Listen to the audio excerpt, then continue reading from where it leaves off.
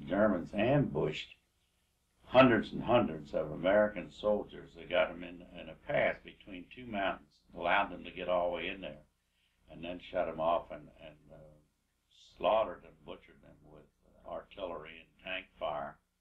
We were there just a few days afterwards because primarily we were in the rear of the fighting troops maintaining their equipment. Then we went by convoy north and east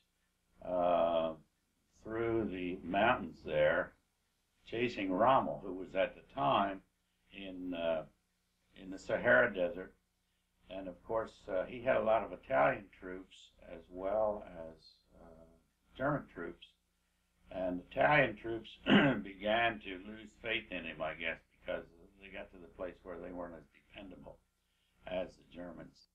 Well, of course, Rommel and with his troops, which by this time were spread, when the Allies landed in Western Africa, of course, he was engaged primarily in the north and east.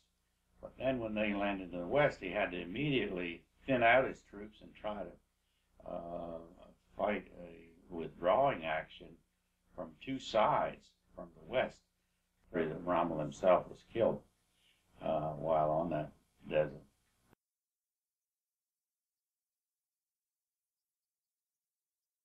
Fortunately, we were in there on day 3 because the first 2 days there was a terrible slaughter there. The defense of the beach evidently was ideal, and was an awful lot of men lost there. So we sat there and had holes dug in the ground where we lived. And I remember sticking my head out of that hole one night watching the show, and a piece of shrapnel hit me on the helmet, but didn't go through. You know, it's like ping. I said, well, Dilks, this is not the place to be, actually, you know. It's in the grandstand.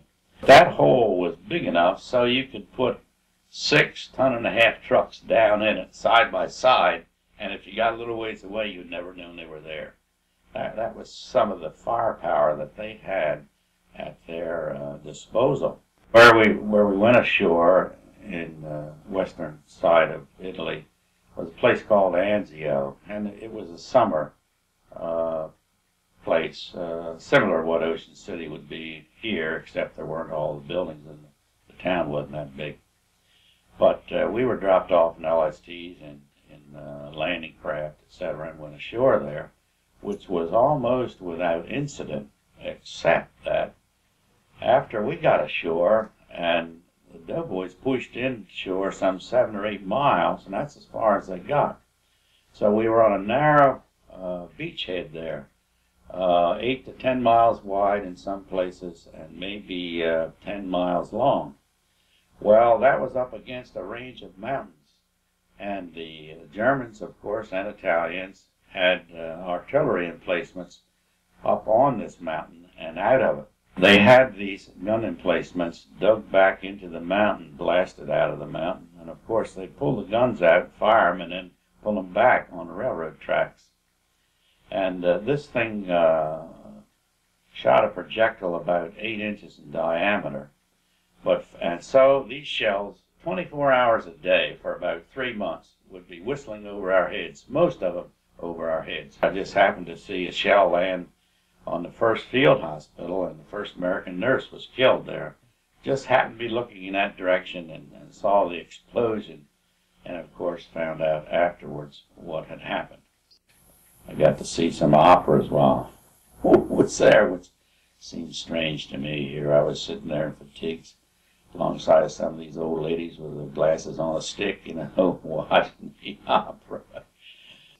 We were in there, and gee whiz, we were cooking up a supper and having a good time when some MPs came in there and said, "What are you guys doing here?" Well, I was staying all night. He said, "Well, you are at least 2 miles ahead of the troops. Actually, you're in no man's land." Supper was cut short, I'll tell you. We got back out of there. We had seen so much of death, dying by that time. One more death really did shake us up.